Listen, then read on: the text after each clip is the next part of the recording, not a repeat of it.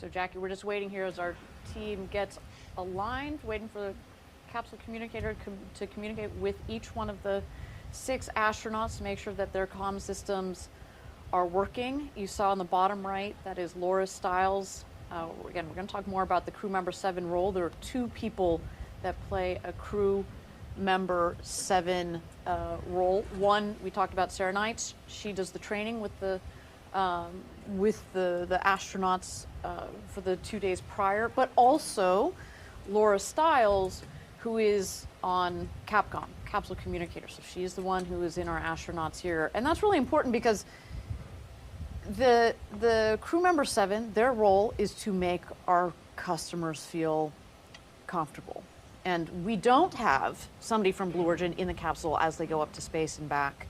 So, but we are with them the entire flight, the entire, from the moment they land in West Texas and even before, through the moment that they land back on Earth from their flight to space. These 2 members of the crew member 7 are taking care of our team. Yeah, and these crew member 7s are exceptional people. They really are. You know, we have professional record-holding skydivers like Laura. You know, we have Navy submarine divers. We have the full gamut of just exceptional people. And like you were saying earlier, you know, when we were talking yesterday, Ariane, it's these people have a unique skill set of being, you know, technical and being able to communicate these complex technical, you know, processes and what's happening during flight, but they're also, you know, able to make people feel confident, and they're, you know, they're that voice in the capsule throughout the entire mission, making you feel very comfortable, very educated and excited for your flight. And prepared. Yeah. Prepared. It's hard to be excited in a positive way, yeah, if you're not prepared. And to your point, the kind of the qualitative and quantitative mix of the skill set is unique, and hard to balance. Not everybody has that. All right, we are T-minus 27 minutes and 20 seconds to go until launch. We've got 6 astronauts that are in the capsule right now. One of them, we've talked about all 6 of them. It's a really nice mix. One of them is Rob Ferl, Dr. Rob Ferl, and he is going to be doing experiments when he's in the middle of his space flight to look at how genes change on your way up, but also on the way back from space. Really important. You've worked a lot. You are our main face with our fantastic customer, NASA. Maybe you can tell us a little bit more about the program that is taking him up there and sponsoring his research. Absolutely, and as we noted, it's a super unique opportunity to go to space with your research, and Rob is the first NASA-funded researcher to fly on a commercial suborbital flight. So this is a really big moment for us at Blue, but also all the advocates across the spaceflight community who have been, you know, waiting and excited and pushing for this moment. So let's take a closer look at how today's flight came together for our very special astronaut and researcher, Dr. Rob Ferl. What does it take to adapt to living in space? We'd like to know. The value of being able to conduct your own experiment is this concept of knowing best how to execute the experiment, understanding what's important and what's not. So we're really quite thrilled that Rob is going to be the one actually in the seat. In order to lead up to the space flight, we do practice runs. So our practice run starts with the astronaut loading into the capsule. Once he is into the chair inside our mock capsule, he loads the plants onto his legs. He's carrying 8 samples activated at 4 different points during the flight. The first sample set is activated while they're still on the ground. At the same time that his experiment is activated, there's a ground control being activated to run parallel. Once the simulation starts running, he has a second set to activate, which is when the capsule separates from the rocket booster. During the microgravity experience, he and the plants are free floating inside the capsule and in space. The third set of KFTs are activated prior to re-entry, where they will experience a high G-force. At that point, he enters back into the chair, puts his seatbelt back on, and gets ready to activate during the buzzing sound of 30 seconds to reentry. The experiment we're conducting on Blue Origin is one that allows us to see how plants respond in this transition from a normal terrestrial environment to a microgravity environment of near space. This is part of a culture of deep experiential science that I think is characteristic of the curiosity of science. And it's just a wonderful opportunity to go take it all to another level. So how does it feel to go to space? Pretty incredible.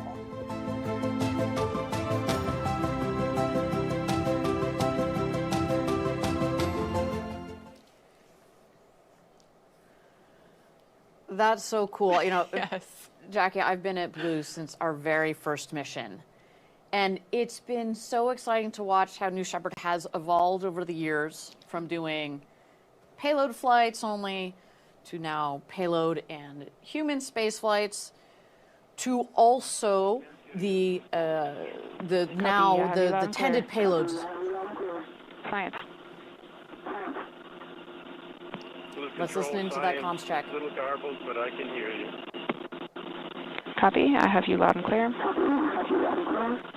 Astronaut Kitchen.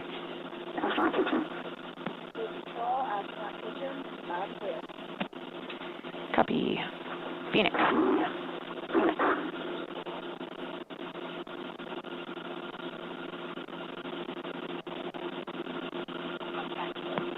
Blue Control, Phoenix, let's rock and roll. All right. Concur.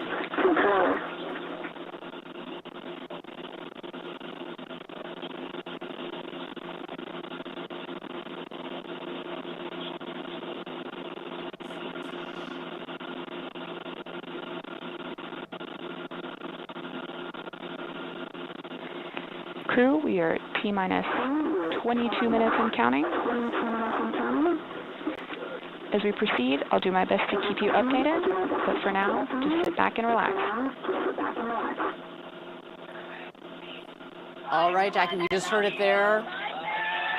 Our comms team our capsule communicator has confirmed with the astronaut crew that the comm system is working and ready to go, and they're coming in clear. You can tell they are ready to rock and roll. They're ready to get on this flight and go to space. There were some energetic voices there, which we always love to hear during a Capcom check. That's very, very exciting. Very positive. They've got to be jacked. That is super, super exciting. So we heard from all 6 of them. We were just talking, actually, before we got into the comms check here, about Rob Ferl and his experiments. And we've gone from payloads to astronaut flights and now tended payload flights. And that's really, it's, you know, we talked about it since the beginning of this program, is that's where we wanted to end up, because it's a really important pipeline for these researchers that sometimes you don't necessarily want or need your experiment to go all the way up to the International Space Station. You need a couple of minutes of some really clean G's. Maybe that's going to expand your technical readiness level to then go to the International Space Station. So it's nice to have this as a stepping stone. Truly, and it's been a long time coming. Like I mentioned, a lot of us at Blue, but honestly, the bigger community, Rob and Annalisa, so many people, you know, at so many different institutions and at NASA have been looking forward to seeing this kind of flight happen. And we hope to see so many more in the future. Like, I think it's so amazing that Rob and his team flew multiple payloads on our uncrewed missions, and now for Rob to get to fly with his science is just absolutely exciting. Rob's flight was made possible thanks to funding through a NASA Tech Flights grant by the agency's Flight Opportunities Program and NASA's Division of Biological and Physical Sciences, which is just an amazing collaboration here. Yeah, so cool. Well, so that's a deep dive on our friend, colleague, and future astronaut, Rob Ferl. Let's meet the rest of the crew. We're at T-minus 20 minutes to go until liftoff for New Shepard's 26 mission, our 8th human space flight. Who are astronauts number 38 through 43? Kick it off, The Jackie. true stars of the show. Exactly. I'm happy to. In seat number 1, we have Ephraim Rabin. Ephraim is an entrepreneur and philanthropist. His company has revolutionized supply chains for raw materials around the world.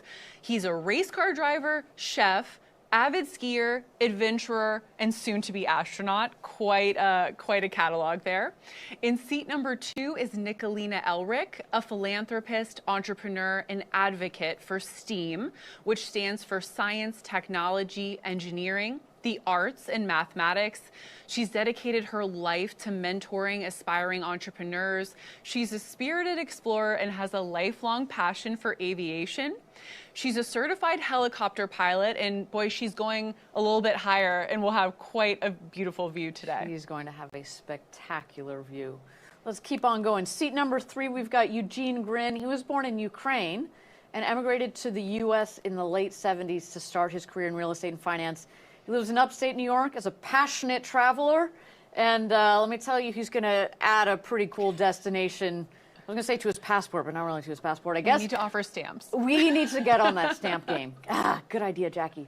All right, seat number 4, Professor Rob Ferl. We learned about him just a moment ago. He's the director of the Astreus Space Institute at University of Florida. He and his team have the space plant at the Space Plants Lab have flown 5 experiments on New Shepard already. So he is a veteran of the New Shepard program. But all of this is in an effort to study how living organisms respond to extreme conditions. Can't wait to see how that research comes out today. That is one research paper I will be reading. I'm marking it now. Do that. I'm marking it now. In seat number 5, we have Karsen Kitchen. She's poised to make history today as the youngest woman ever to cross the Kármán line. She's a senior at University of North Carolina, Chapel Hill, and earlier this year, she founded Orbitel, an incredible initiative to encourage young women and girls to pursue careers in the space industry. Fun fact about Karsen, she is part of a space family and is the daughter of another New Shepard astronaut, Jim Kitchen. Very close-knit family. What's that expression? A family that goes to space together, stays together. For sure. Isn't that totally? That's totally how that expression goes. That's definitely No, it. but we actually have been very fortunate to fly Laura Shepard, of course, daughter of Alan Shepard, our namesake for the New Shepard program, but also Cameron and Lane Bess went together. And Jeff and Mark Bezos. And Jeff and Mark Bezos. Family Actually, affair. that's a really good point. It's a family Absolutely. affair. So last but not least, in seat number 6 is Dr. Eiman Jahangir. Eiman is a cardiologist and associate professor of medicine and radiology at Vanderbilt University. His flight today was made possible by Moondow, an organization whose mission is to accelerate a multiplanetary future. So that's our crew today, 6 incredible people who are ready for the ride of their life. All right, we are at T-minus 16 minutes and 45 seconds to go until our 26th mission of the New Shepard program, the 8th human space flight in our program. And it is really, as we were talking about the evolution of the New Shepard program, it is just fantastic to see as we continue to open doors for more people in this space frontier. Okay. We are at T-minus 16 minutes to go until launch. We've got our 6 astronauts that are in the crew capsule, and they are buckled in. We've gone through our Capcom checks. And why don't we send it over to the rocket for a moment as we listen in and get ready for New Shepard's launch to space today.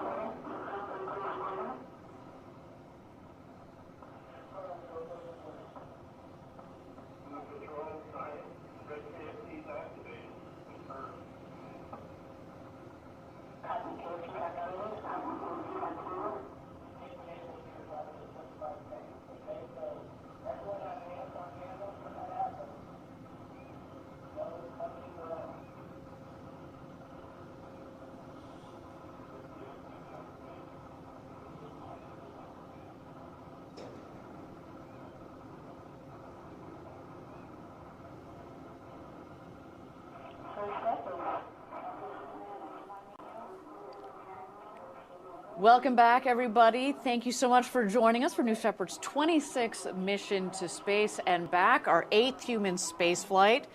We've got astronauts number 38 through 43 of the New Shepard program, all buckled in and ready to go for their flight to space today.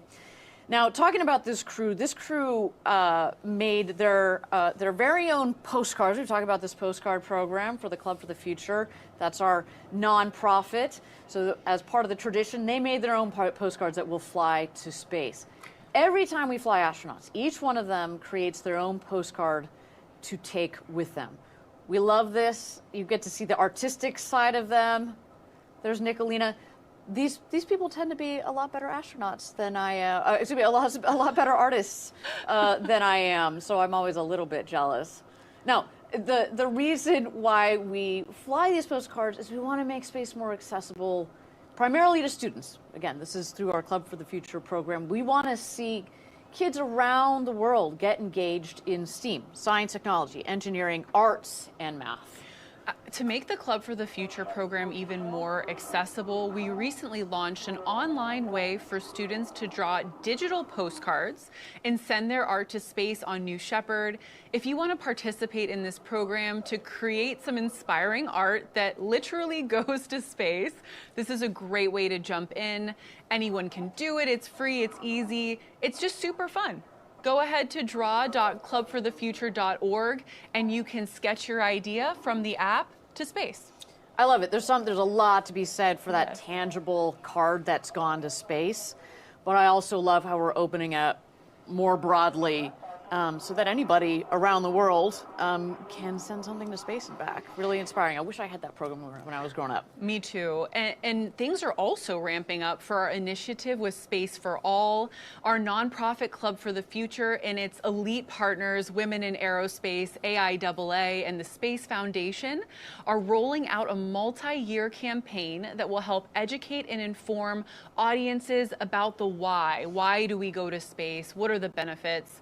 This campaign is really special because it aligns with the White House Interagency Roadmap. And the goal of that is to increase space-related STEAM education for all children, no matter who they are, where they're from. You know, Ariane, as this campaign begins to unfold, we're going to see the collective power of these, space super organizations coming together for good. So stay tuned for more Space for All activities. It's going to be exciting. It's great to see other, lack of a better term, like-minded organizations, as you said, pulling their superpowers together to open up space for the next generation. We're building the road. They're going to have to build on top of it in space. Okay, we're at T-minus 12 minutes to go until launch. Let's take a look at the flight profile of what the astronauts are going to be flying today on New Shepard. Right, and it's a suborbital vehicle, as we've discussed, which is just a fantastic way to experience space because, we've said it again and again, but it's so accessible. It's open to everyone, not just traditional professional astronauts. It's a straight up, straight down flight path, about 15 minutes. So again, for everyday people in smaller organizations and universities to fly payloads and experiment at a smaller scale than, like you said, going to the International Space Station, which is amazing, but it's just a much bigger undertaking.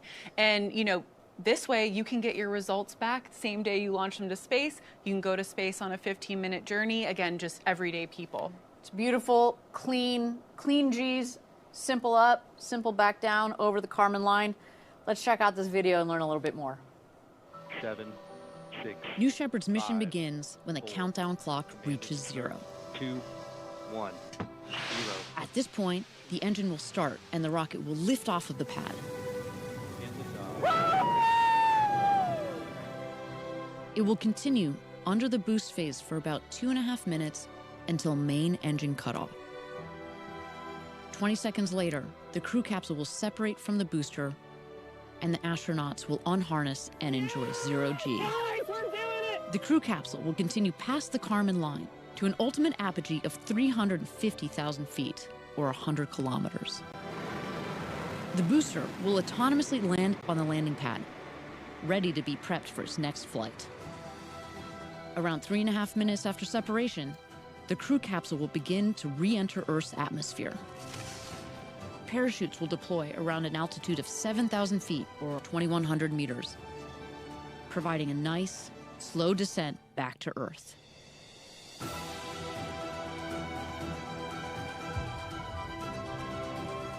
After landing, astronauts exit the capsule and are greeted by the Blue Origin ground crew, family, and friends to celebrate and reflect on their flight. New Shepard, an adventure unlike anything on Earth. Go, no go for terminal count and launch. Booster. Go. Capsule. Go. Ground. Go. Safety. Go. Capcom. Go. Engineering. Go. And flight is go. With that, New Shepard is go for launch. Booster, commence terminal count. We'll go flight. Controllers, drop UHF voice. Excellent! 8 minutes, guys. 9 minutes. Kubo still. My heart is definitely racing, but I'm very happy. And booster, I see all 3s for trajectory injects. All right, and you heard it there, our go, no go poll. We are go for launch. You also heard again, our astronauts are in there. They are ready to rock and roll. It's game on, and I hear some excited cheers from inside. It is truly go time. Yeah. Yeah, I mean, we sit here at the desk and we've got all this adrenaline. I can't imagine being in that capsule right now. Is their dreams, they're all coming down to this one moment. Super exciting. Okay, we're at T-minus 8 minutes ago until launch for New Shepard's 26th mission, our 8 human space flight. Let's talk about the vehicle carrying those 6 astronauts up, our crew capsule called the RSS First Step.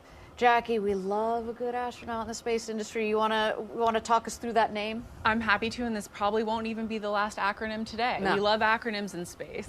RSS means reusable spaceship. This capsule in today's flight has already flown to space and back 9 times. We achieve our long-term vision by building reusable vehicles. Fun trivia fact for those playing along, 99% of New Shepard's dry mass is reused, everything from the crew capsule to the booster to the engines and parachutes. Our vehicle, New Shepard, is currently designed for 25 missions, but we are striving to quadruple that number as the program continues. I'm taking that 99% number to pub trivia night on Tuesday. I'll see you there. Non-alcoholic beer for everybody. It's okay. It's okay. But seriously, getting back to that number of 99% and 25 usable, 25 flights on the usable booster, trying to quadruple that. Reusability is so important. Not only does it reduce the cost of access to space and space travel, but it also significantly reduces the waste. It's just much kinder. Our vision is millions of people living and working in space for the benefit of Earth. So we got to make sure that our program also fits into that vision.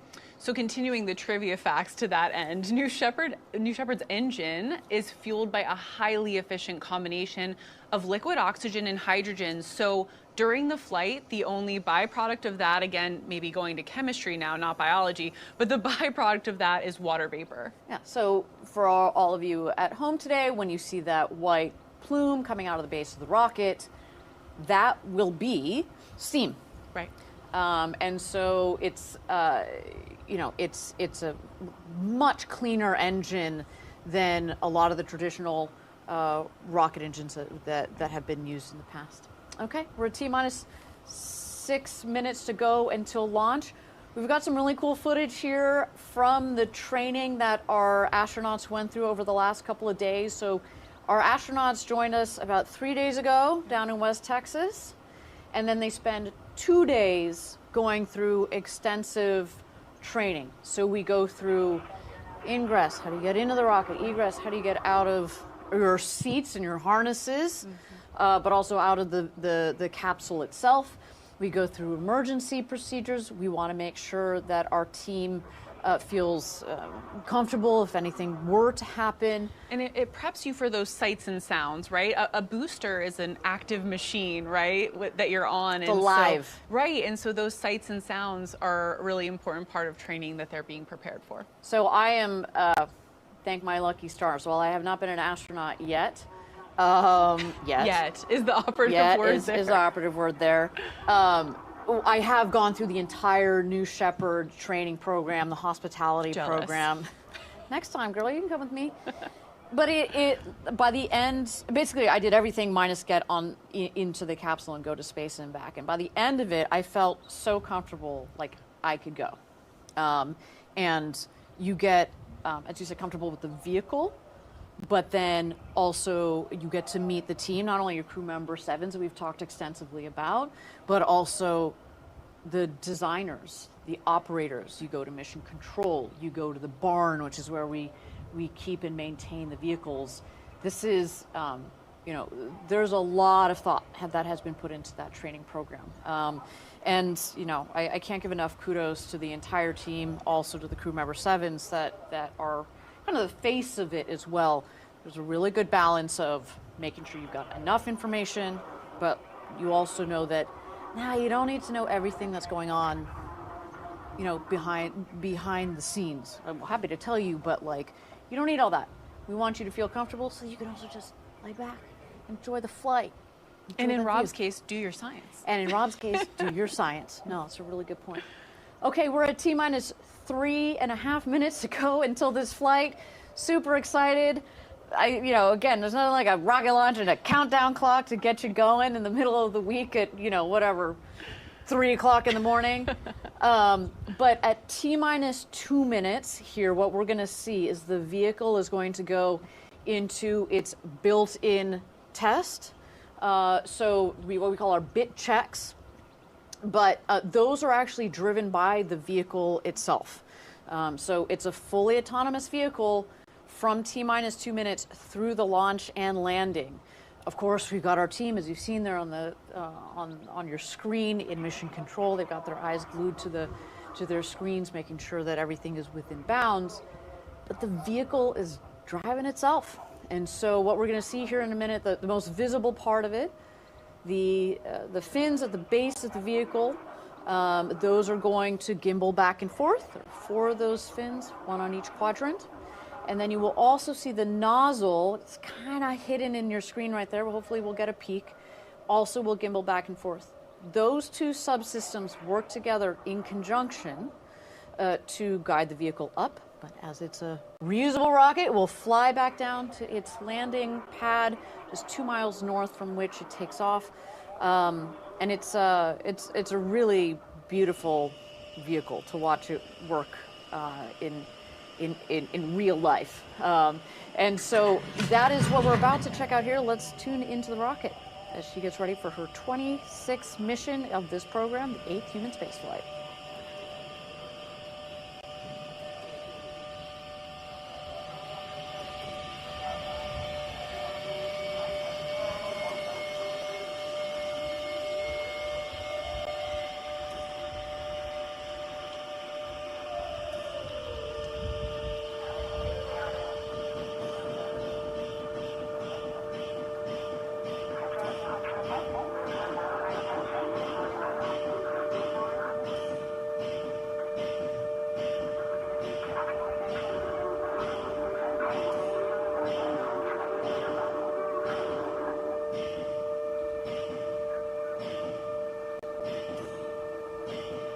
There you go. You see those aft fins moving back and forth. You see 2 out of the 4 waiting for the engine gimbal.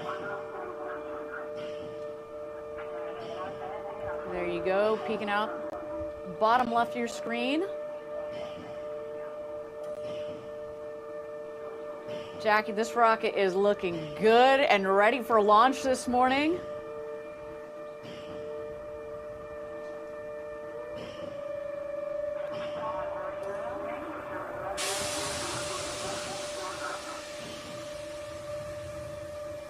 You see the gantry has retracted.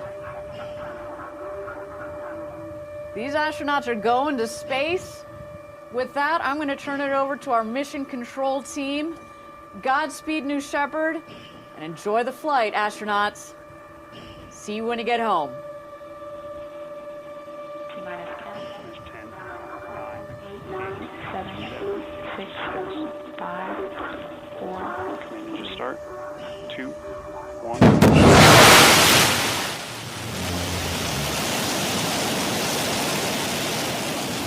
Lift off.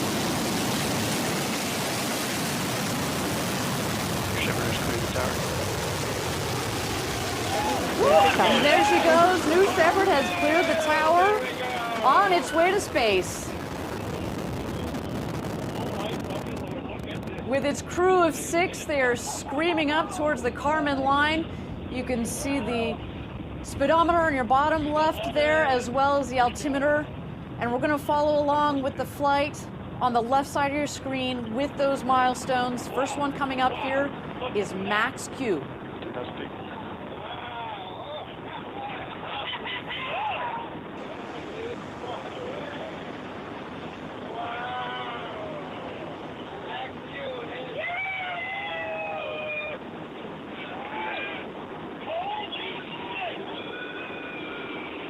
Max Q has been confirmed.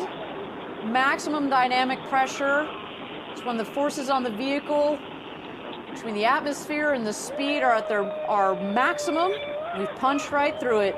As well as punched through that layer of clouds, the vehicle continues on its upward ascent towards space.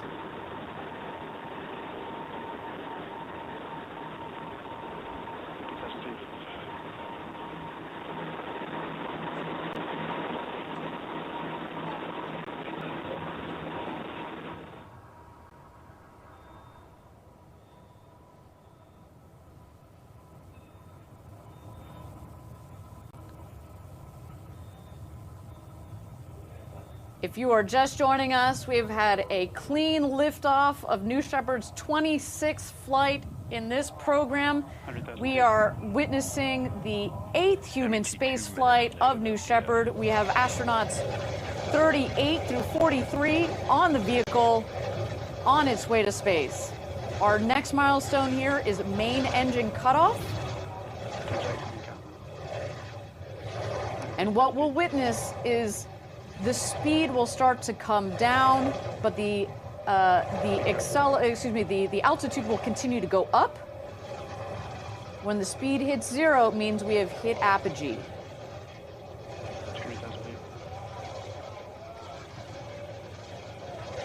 And Jackie, I think one of the other cool part of this program is that you see that kind of slight little hot dog roll we got going on of the rocket. We just want to give, it's really is just to give the astronauts each a 360-degree view as they're going up, which is so cool. All right, main engine cutoff and separation have been confirmed.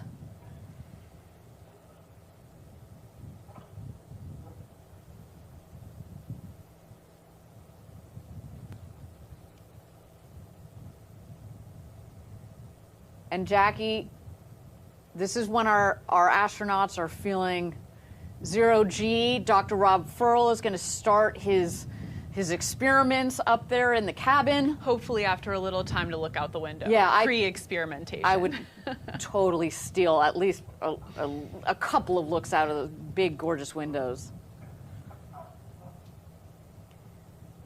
And again, we're coming up on apogee. You see that the speed is reducing. When it hits 0, that's when we've hit. That is when we've hit apogee. At this point, we are well over the Kármán line, about 328,000 or 328,000 feet or 100 kilometers up.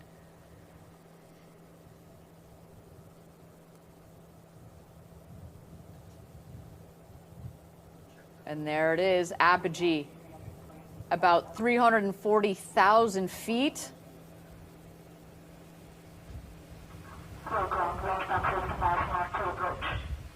Jackie, can you imagine the view?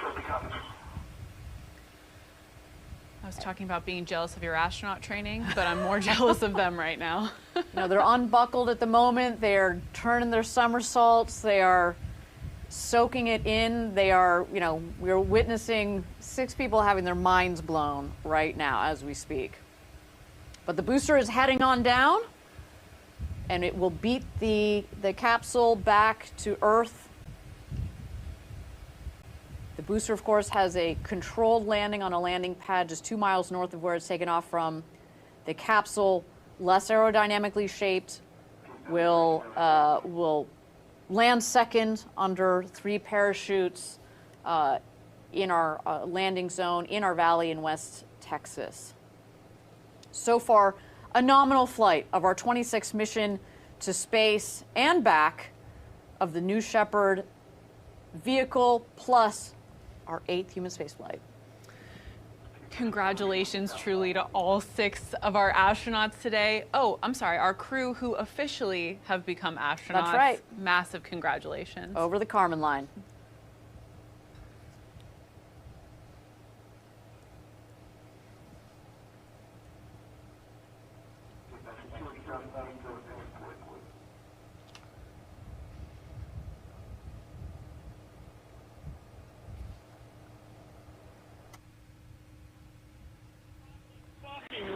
Phoenix, report status of peak 436.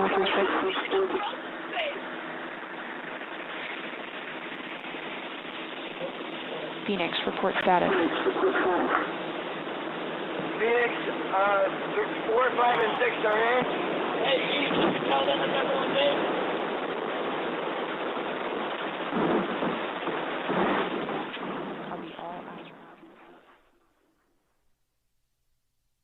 All 6 astronauts are back in their seat, and the booster is screaming on home.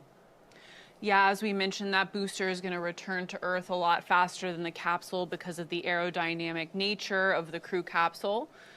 It's coming back through the clouds. That's a sweet view of the booster as it's coming back through the atmosphere here.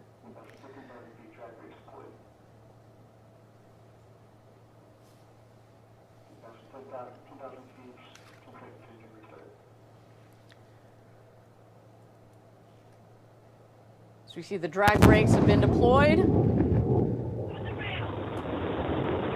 There's the relight of that BE-3 engine.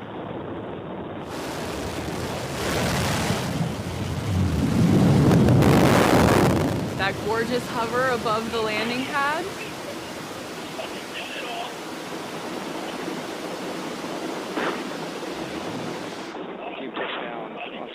And booster touchdown, a successful touchdown of the booster for the NS-26 mission.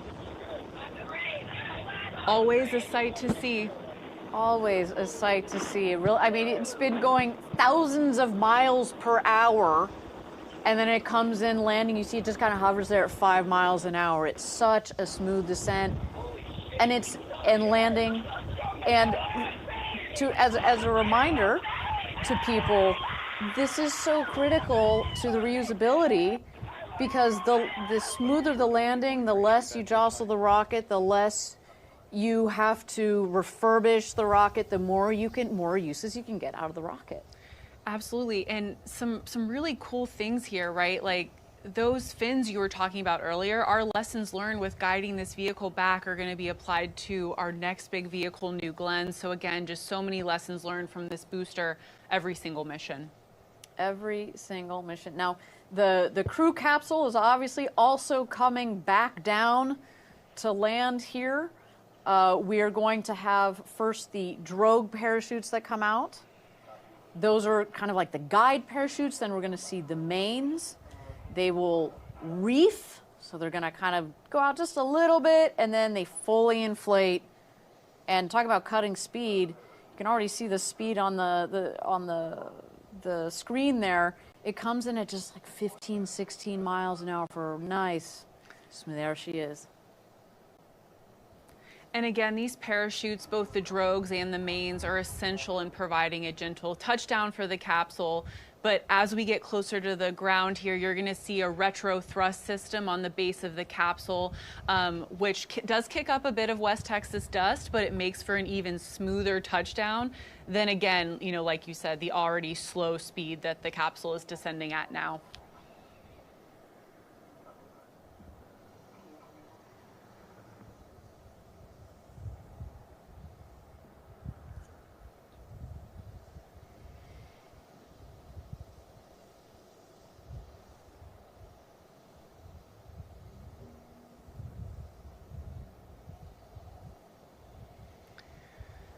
We're just 400 feet away from touchdown.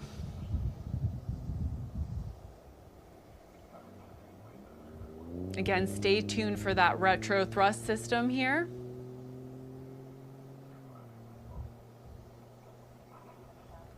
And crew capsule touchdown, welcome home to the newest 6 astronauts, the Blue Steel team. Once more, what appears to be a completely smooth flight for New Shepard. Our booster touching down at the landing pad, and a soft landing for our latest crew. Just a beautiful flight, up and back. I mean, that is just one of the cleanest flights I've seen from this rocket, but behind every rocket is an extraordinary team. So a big shout out to the entire New Shepard program. What a beautiful flight today.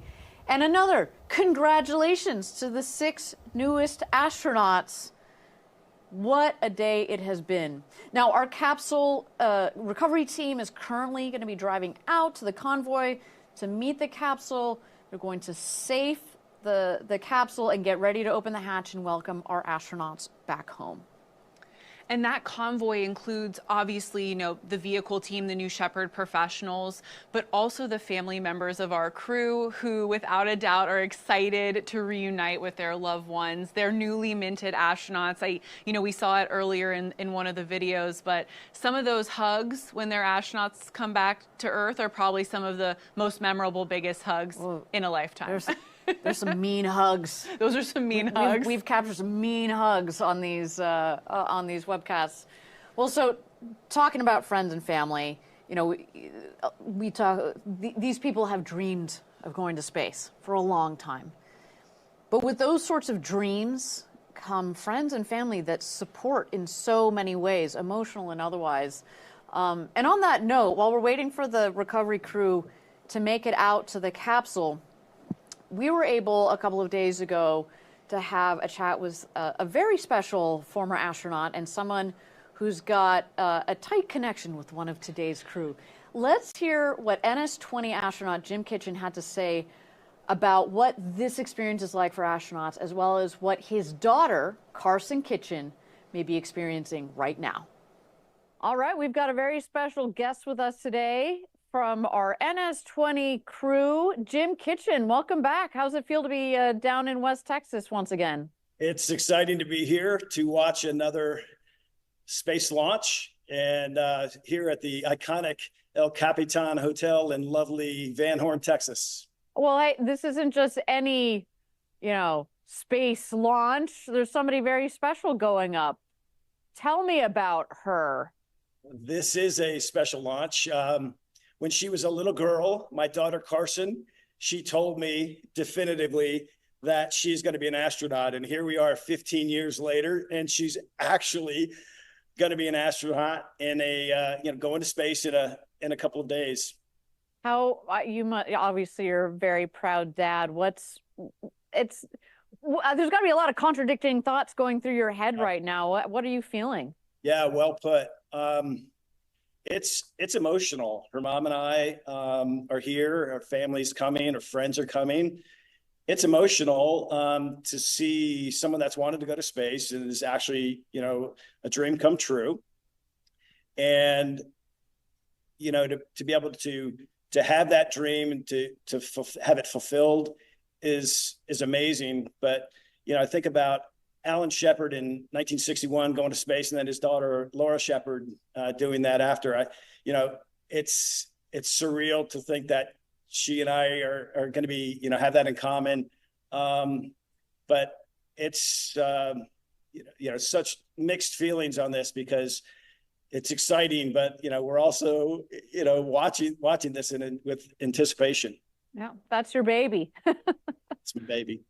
So, have you spoken to Karsen since she started her training? What's going through her head these days at this moment? It's one thing to be thinking about it when you're back at home. It's another thing once you get to Van Horn, it's real. Yeah, I saw her last night, and she's really excited. She's a very positive person. She looked at me and said, "Dad, of all of the people that have ever lived on this on this planet. And we talked about that number. It was 110 billion people. That she gets an opportunity to go to space. And she's dumbfounded by that. We were looking at the stars last night at the astronaut village, and she said, you know, people since the dawn of humanity have wanted to go to space, and to actually be able to do that, be one of the first 700. There's only been 100 women, 100 or so women that have done that. And so for her to be one of the youngest women, and the youngest woman to go past the Kármán line is surreal. But you know, she's all business. She can't wait till launch day, and but she's just having the time of her life. She hugged me a couple times, and it's just like, I can't believe this is happening. But she's excited and very confident. Amazing. Well, talking about all business, your daughter Karsen has found an amazing organization called Orbitel. Do you want to talk to us a little bit about the organization and its mission? In general, what she wants to do is just encourage young women to pursue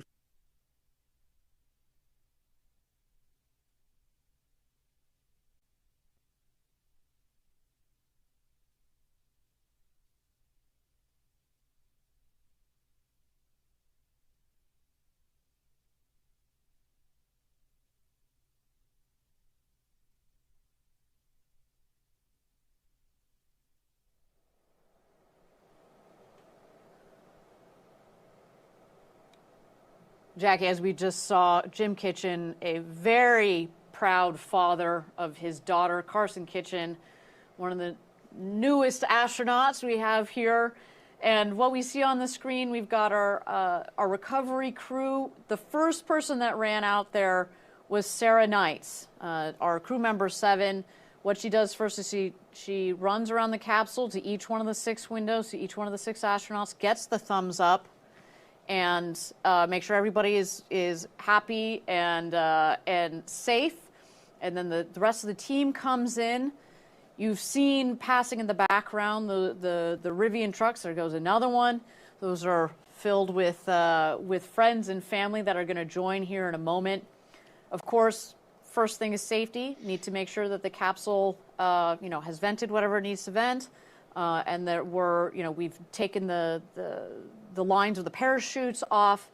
And then next, what you'll see is somebody will bring over the stairs to put under the hatch, to put next to the hatch. It's about a meter. It's about 3 feet, the bottom of the hatch from the base of the base of the hatch to the ground itself. So it just makes for a more comfortable egress for our astronauts as they come home. The capsule there seems to have found a really nice clear spot in our desert to land. How convenient. I've been out there with the team trying to detangle the parachute lines from the brush that's out there. And that is, if you like taking out knots, if you're one of those odd people that really enjoys that and finds that... I am not one of those. No, I'm not one of those either. If you find personally. that stress relieving, you should come join our team. But no, not today.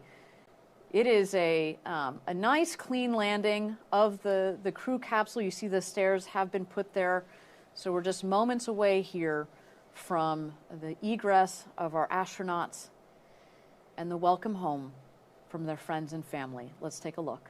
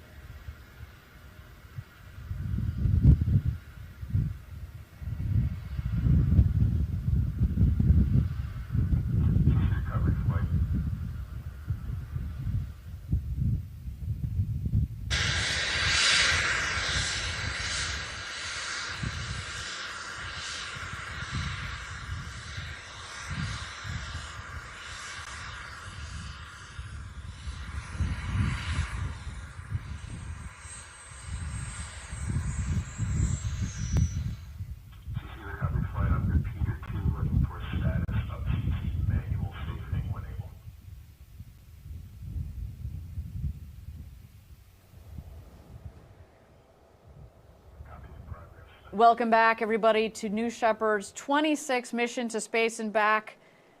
If you missed it, a completely nominal and successful flight of both the booster, you see it nicely standing proud in the background. I love this view. A spectacular view. And capsule with its ride in the background yeah, there. It's great. In the foreground, a very happy capsule there. Our safety crew is safing the vehicle, making sure everything is vented, making sure the parachute lines are detached. We have the stairs that are all set up there. We're waiting for the astronauts to egress. We've got the additional vehicles that are rolling in here with friends and family. And inside that capsule, Jackie, we've got 6 of the newest astronauts. I mean, this view for me never gets old. I've been here 10 years. This is the 8th one of these we've done. More than 40 astronauts we've supported going to space. God, there are those family and friends getting over there, getting ready for those big hugs that we were talking about earlier.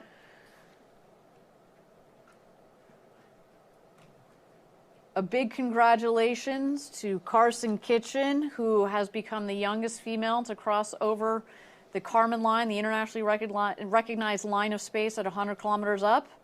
And also just a huge congratulations to Dr. Rob Ferl and his entire team at the University of Florida Plant Lab, which is so amazing. He's the first NASA-funded researcher to journey on a commercial suborbital vehicle. Again, I can't wait to read that research paper. And Jackie, we've talked about it earlier in the show. One of the things that's so cool about New Shepard is we've done payloads, we've done human space flight. We're now combining the two for tended missions. It serves as a perfect pipeline for the science community from around the world to fly their experiments and their technology up to space. You get a couple of minutes of 0G up in space. By the way, we can also put experiments mounted on the outside of the capsule if you want exposure to the vacuum of space. Yeah, we've actually flown some really cool lunar landing sensors mounted on the exterior of the booster. When we get that, re-entry data, it's super helpful for those type of payloads as well. It's super helpful, and sometimes you don't necessarily need the full flight to the International Space Station, which is very cool and oftentimes what you do need. But in building up to that flight to the ISS, start with a New Shepard launch, which is less expensive. You get your science back immediately. You can do it again, and then get ready to go to fly. So, this is the first, I hope, of many, many human-tended experiments to go on New Shepard.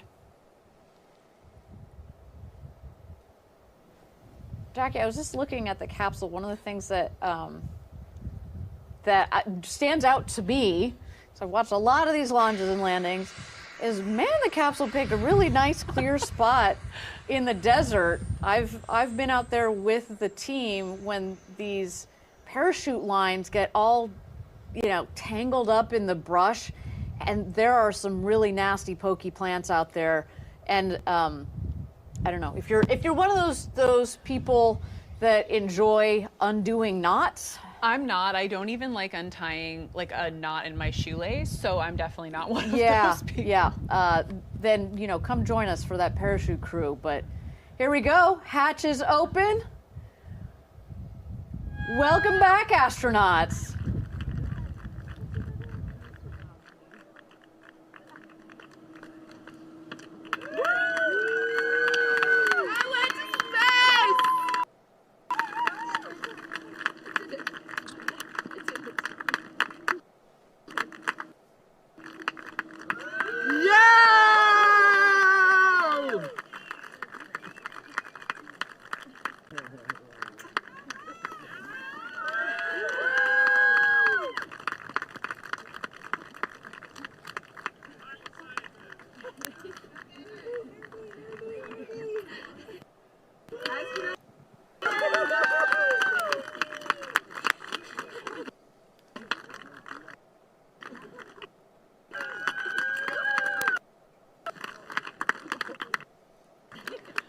seeing a lot of smiles, a lot of jubilance here.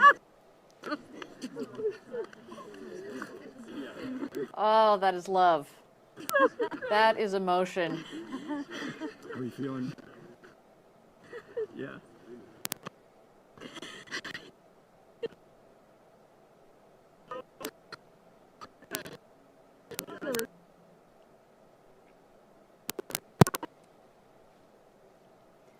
You see the families, Jackie, we talked about it, you know, this might be the astronauts' dream, but the support that they need and they get from these family members and friends that are down there, that's, you know, you have astronauts that are having emotions that they've never felt, but to see your loved one come back from an experience like that. Right, it's and like amazing. we said earlier, spaceflight on New Shepard has kind of become a family affair. So seeing that hug between New Shepard astronaut Jim Kitchen and his daughter Karsen, really just such a special moment, really hitting that point home in a very unique way.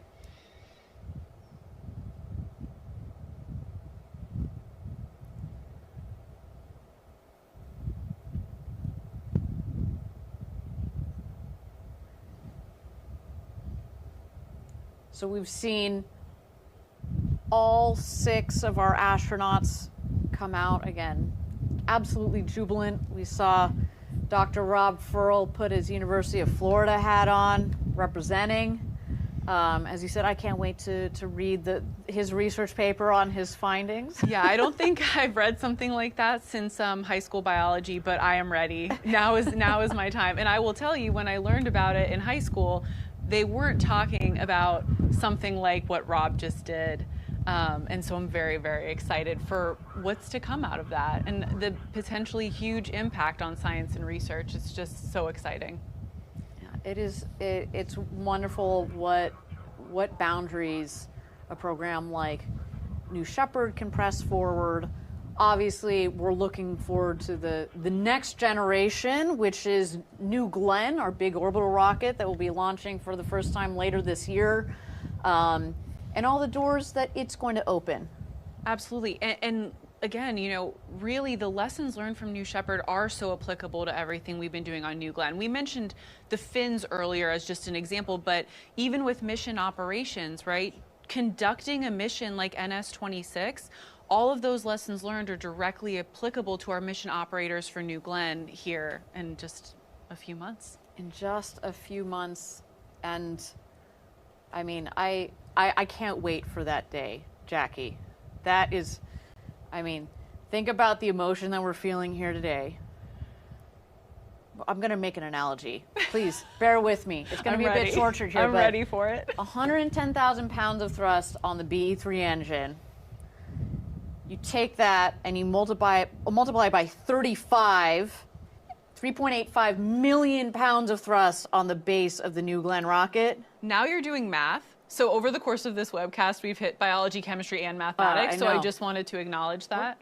We're hitting all those STEAM landmarks. We are. But, you know, that is it is going to be at least 35 times as, you know, as exciting, and the rumble that's going to happen down there at the Cape. I mean, it is going to be huge. It is going to be absolutely huge.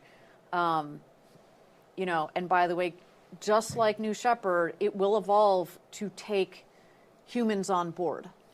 And this same emotion, you're going to see that after astronauts have gone to space, gone to the moon.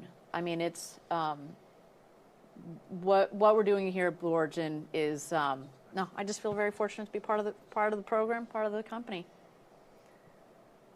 Yeah, I have to tell you, Ariane, back about 8 years ago when I joined Blue, the real, you know, thing that tipped it over for me was the people here at Blue, and you were one of them back in the day. Oh, stop. Truly, Jackie and still Cortez. are to this day. So thank you, so Ariane.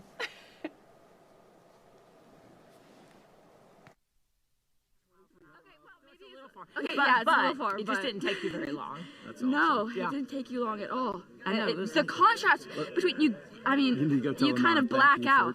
Oh, yeah. Yeah, I did. Thank you so much. Fun. That was amazing. Welcome, astronaut. It's great. That was.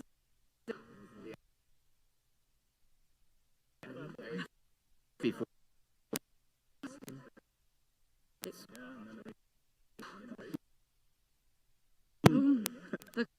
And then it becomes just.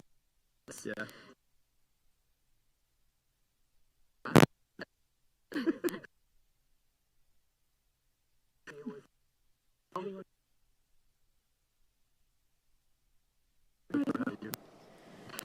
So they're getting a couple of insights from Karsen Kitchen. Obviously, the audio's a little patchy out there. Eiman helped you out. Yes, so were you yelling like somebody? But Did we really? We hit it over the countdown. Rob, I didn't hear the final number. Did you see the final number? Share with us. We'll find out. I'll find out. What was it like? 105 was pretty good. It was well above. The ride was incredibly smooth, and I was so impressed with the ride up. But being there, No ambiguity on that. the darkness of space, you can't. There's no way to talk about it. There's no way to talk about how impressive space is and the Earth You all get below. out of your seats? This is- Oh, yeah. I've heard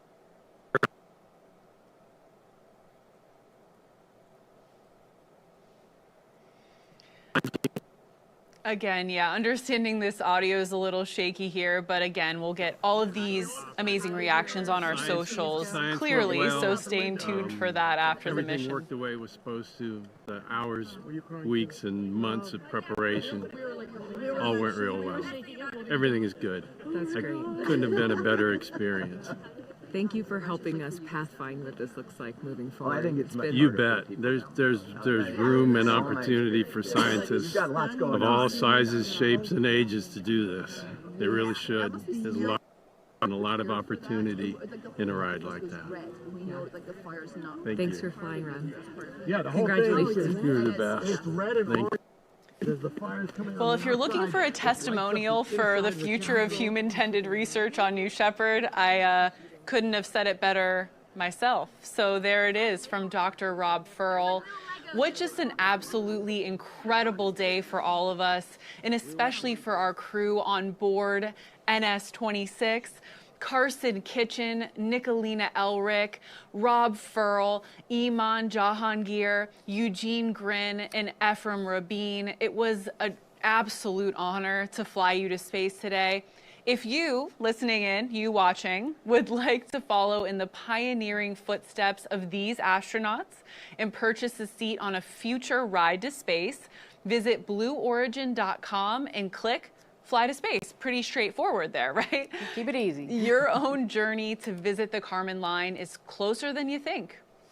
And if you would like to purchase a mission patch to commemorate today's launch, head to the Blue Origin shop for patches and a lot more sweet gear. Here's that patch, if we can get it on screen here, for today's, there you go, for today's flight, which is what our astronauts, you saw it on their suit, that green color and the plants ascending in spiral lines representing the living organisms that Rob Ferl had in his experiment.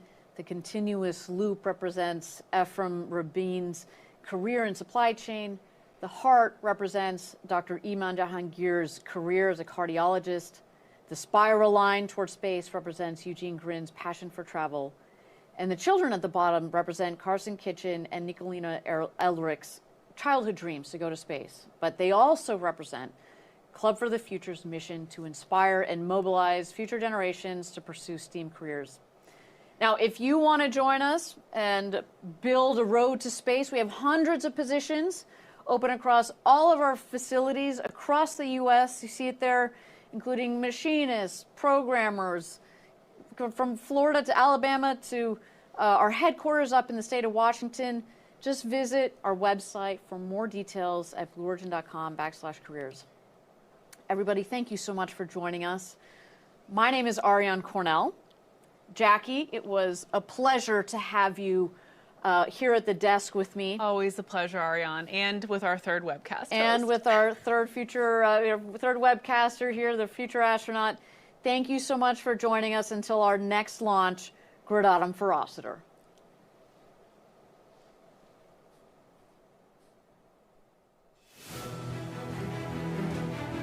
Have you ever dreamed of going to space and gazing back on Earth through some of the largest windows that have ever flown in space? We certainly have. T-minus 10, 9. A once-in-a-lifetime journey is closer than you think. It's your time to join the new generation of astronauts.